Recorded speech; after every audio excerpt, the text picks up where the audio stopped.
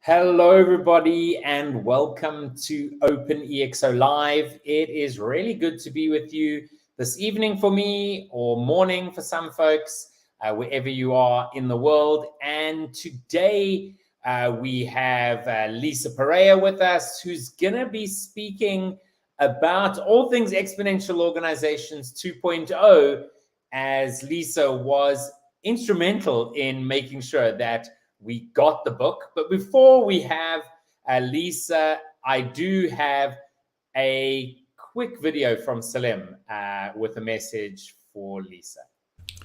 So Lisa and the book. So 2 or 3 things. First of all, there's a diligence and a steadiness to Lisa that is absolutely fantastic. And she kind of just maintains her equanimity in the face of a lot of chaos. And I am a vortex of chaos. She helped navigate for, I think now close to 4 years, the different ups and downs, the rewrites, the restarts, etc. Chasing at various times, Mike Malone, myself, Peter, mostly myself, and just nudged to keep the whole thing going. And every time something happened, the content that got generated from interview A or podcast C, she trapped it all and kind of managed the knowledge around the book to a profound level. So this book would not exist without Lisa, and it certainly wouldn't be anywhere near as good. And twice we had to rewrite the book, once as the pandemic hit because everything changed. And the second and worst one was last Christmas, when we realized that ChatGPT was going to change everything. And I said to Peter and to Lisa, we need to rewrite major chunks of it. And so we did that. So there's a level of a halo that comes with Lisa to deal with all of this that I think is unbelievably important. Can't thank you enough, Lisa, for everything you've done, and all the effort and chasing and relentlessness and grit that you showed along the way. And mostly the patience, I think, but I think, that's one dimension. In the meantime, she's been building up ExO Insights with all the articles, close to 100 different authors from the community, and cat-herding our community into writing different things is a really non-trivial task, as we know. It's one thing herding cats, but many people in our community are jungle cats, and herding jungle cats is a very different proposition than herding normal cats. So for everything that you do, Lisa, thank you, and it's awesome to have you on board. A very integral part of the community. So with that, I want to welcome Lisa to the screen. Lisa, how are you doing this afternoon for you? It's afternoon. Yeah, almost noon. So it's good. It's good. The weather's great. So no hurricanes, no tornadoes, no flooding. It's all good. Awesome. So Lisa, Salim shared a little bit about you, but I always ask the guests here on OpenExO Live, the first thing is just to give a little bit of background about yourself and how you came to join the OpenExO community. So back in 2015, I went to work I left education, high school, and I went to go work at Singularity, and that is where I met Salim and Peter and Kent. And I had worked with recruiting faculty, but also worked at over 30 some executive programs where people talked about exponential organizations. And then, and so that's where Kent would tell me about OpenExO. And in 2020, I left SU, and then I worked at ExO Speakers, and then the ExO World events. And then Salim asked me to work on the book. And here I am. And then we started Insights and, the newsletter. So yeah, it's been good. Absolutely. And so today we're gonna chat a bit about the background around Exponential Organizations 2.0. Salim said 4 years.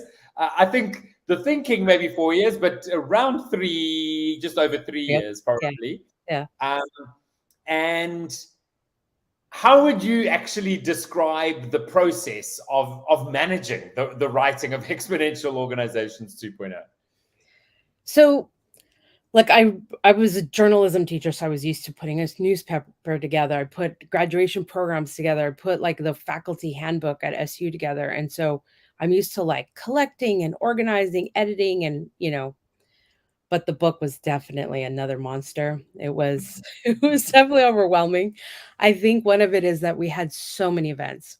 We had the events on Hopin. We had, there were, Peter would say, "Oh yeah, I had this moonshots with um, the guy from Google X," and so it was just getting all the transcripts and getting all the nuggets, and things from the community members, and putting it through Descript and just getting all the info together.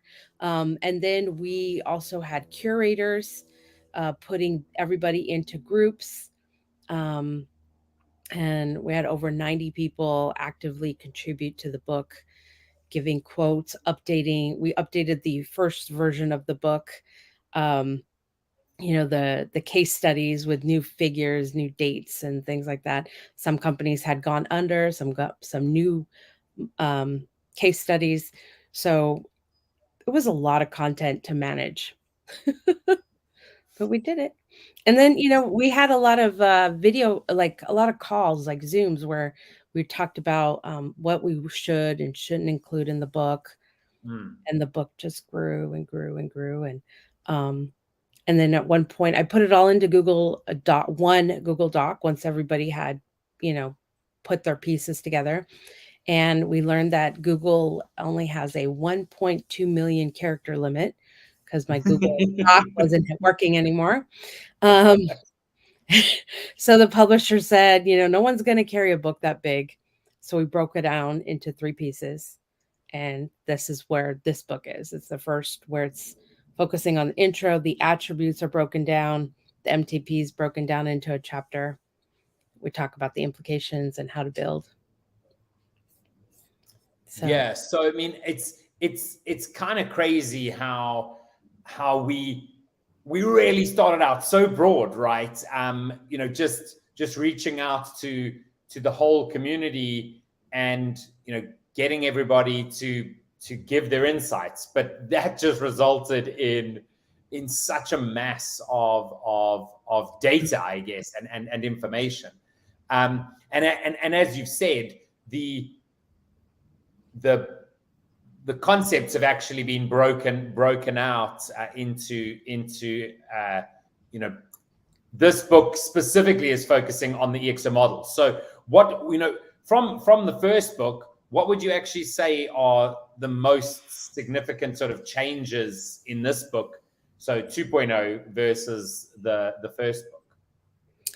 Well, this one definitely, like in the first book, we had 1 chapter for scale, 1 chapter for ideas. And this one, we broke 1 chapter for staff on demand, 1 for community and crowd. Like, so there's 1 per attribute. There's a major update to the case studies. One of the complaints, or we heard feedback from the community a few times, was that the case studies are very American or Silicon case studies that were more global.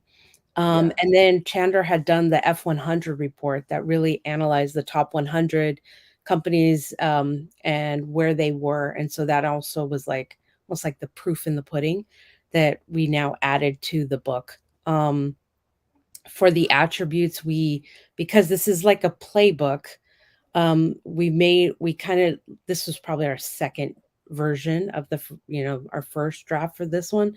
We decided for the attributes to have like a kind of like a template. So we were asking, like, what are the 3 things you'll learn? What is that attribute? A case study, a description of it, why, the future of that case study, the benefits, challenges, and a closing story. So, and how to get started. So this is kind of like a guidebook. So if you want to know how to incorporate staff on demand, how to leverage assets, it's in there. Yeah, absolutely. So, I mean, as you said, in the first book, whilst the whole book was really about the EXO model, the actual model didn't get the biggest piece of the book. Exactly. And some might say it's because actually the model is just common sense. It's quite simple, and maybe it didn't need so much explanation. But it's really easy to think you're implementing the attributes, but it's more like you having a sprinkling of attributes as opposed to really getting the advantage of from them. And so now having, each attribute having its own chapter, and as you've sort of outlined, like what works for them, what doesn't, what are some stories that you can look at, and getting those global stories really important, right? Yeah. The community is probably more out of the US than actually in the US, right?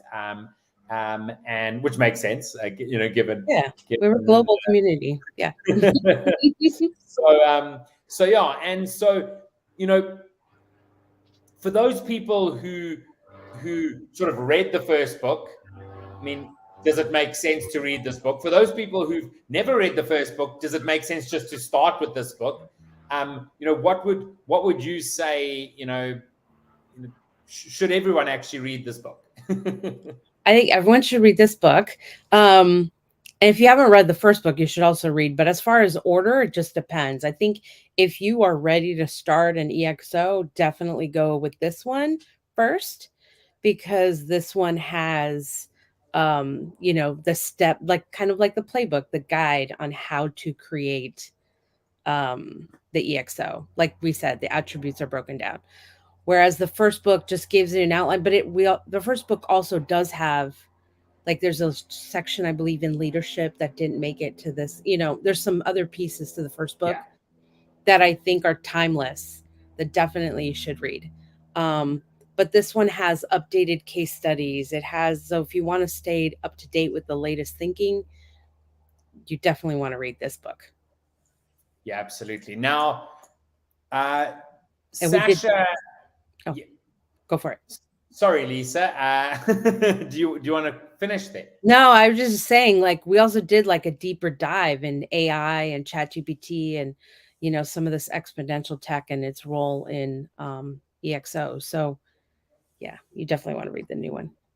No, absolutely. Now Sasha asked the question here on LinkedIn, and if anyone wants to ask any questions, please do jump in. Just saying, do you enjoy working on such complex projects like the EXO book, even if they may be really overwhelming and drain out your energy? Well, I don't know if it drained out my energy. Well, sometime, but yeah, it was. Hey, it's always a challenge, always a room for growth and learning. So there's definitely, like, if I could go back, what I would do differently. I definitely have some ideas on how I would do some of this differently. Um, yeah, just from God, the amount of drafts. And I would have probably made more of a template in the beginning for each curator group and say, got to keep it inside those templates, even though I did something kind of, but I probably would have gotten a more refined template from Salim and Peter before going to the community than have just like the blank slate, put anything in there and then let's organize, So that's probably one of my big things I would do differently. No, absolutely. And ultimately, I guess, I mean, doing something that we hope, really does massively impact the world, is always really good. And that sort of brings me to the question of, in terms of the OpenExO community, what really inspires you, most when it actually comes to the community? I love working with people. My degree is in humanities, so it's all about people, culture, ideas, thinking. So I love working with the authors for insight, and the same with all the conversations we have about the book. The case studies are always fascinating. They're even ones that didn't make it into the book. Just really cool, the things that are out there. Absolutely. And now you mentioned insights. For those people who who are watching, who are like, what is insights? Can you share a little bit about it, and how it's come about, where things are looking at the moment? So Insight started in our media call that Kevin's in as well, and Kent and Nishan, and we all talked about creating kind of a way to also get the voices of the community out. But it's also about not just amplifying, but getting people to know a little bit more about OpenExO, and impact projects and case studies and all of that. And so we started it 2 years ago, I believe it was. Sometimes this time frame, but I remember it was in the summer. So I think we are at almost the 2-year mark, and I've gotten over 90 authors from the community, and we are, I think, just 7 articles shy of making 400 articles on Insight. Wow. That is really awesome. Now, Andrea's asking Human generated content from the community, yes, not computer generated. Yes, yes, absolutely. Andrea's saying, amazing, Lisa. I'm interested in contributing to ExO Insights. Do I need to be a member for a long time or have a certain subscription level to do so? No, not at all. You don't need to be a just make sure you put a community profile together so people can reach out to you if they want to connect with you. But other than that, no, just reach out and we can get you started on ExO Insight. Awesome. And then Karina also has a question. Just says, what is the most important learning and piece of advice you can give other professionals when working with popular and successful people like Salim and Peter? Just breathe. It's entertaining. People have to remember, I used to work in high school with teenagers, so I'm used to working with lots of all kinds of personalities. So adults are the same, and faculty at SC. Like, it's just, I'm used to working with all kinds of people. So I think just recognize that things come up. You got to be patient. There's never really deadline. There's deadlines, but yeah, things just happen. So just got to be patient. But you got to keep bugging them. Out of sight, out of mind. So you got to keep poking. Hey, when are we going to meet? Yeah. I mean, the good thing is Salim and I are very good night owls. So I have to say a lot of this book editing happened late at night. And I'm in California and he's on the East Coast. And so sometimes it was my 9 p.m. or my 11 p.m. And so you can only imagine what time that was for Salim. But that was the only uninterrupted time that we could have to work on the book. Yeah, I mean that's the thing. When Salim says on calls, I don't know if I have any time between 2 and 5 in the morning. He's not talking theoretically. Yeah. So Lisa, for those people, I mean, you were actually saying something when I guess butted in again. Me too. For the people who are wanting to share their knowledge, anyone can write for Insight, right? And ultimately, we have you can just if you in the platform, as a community member, you can jump. You can hit the contribute button right there on the dashboard. So we've made that easy. So if you want to contribute, you can do exactly that. You can also find the contribute when you on Insight, right at the bottom of the page, and we can also share some links to be able to do that. And as Lisa said, it's really about amplifying the voice of the community, right? Yeah. We know that there's so many amazing people, and I don't want to speak out of turn, Lisa, but I know you also, for those people who struggle at writing but have great ideas, what can they do? They can always meet with me because I used to teach, English, writing. And so, and with journalism, with like teenagers, it's always like, well, what are you interested in? And I get half of them say, I don't know. But I know with our community, people have lots of interests. So I'm good at like helping you pull it out and narrow it. So if you want to just have a call with me, we also have a creators group on Discord. So if you have to want to bounce some ideas off a couple of other creators, you can go in there. So there's multiple ways. Absolutely. And just back to the book, a lot of people are asking about the physical copies. Yes. Right. So tell us a little bit about that. I know we don't have a final date. No, we don't. But maybe you can also chat a little bit about, the fact that we've released this almost like software, right? In that we had like an alpha release to our community. We then have beta released it on Kindle, and perhaps the physical book is like, the actual, public release. Tell us a little bit about that, and potentially when the book is going to be live. So we're hoping that the paperback, hardback will be available at the end of September, mid to end of September. And I know people are asking about audiobook a lot. So we will get working on that soon after the print is in progress.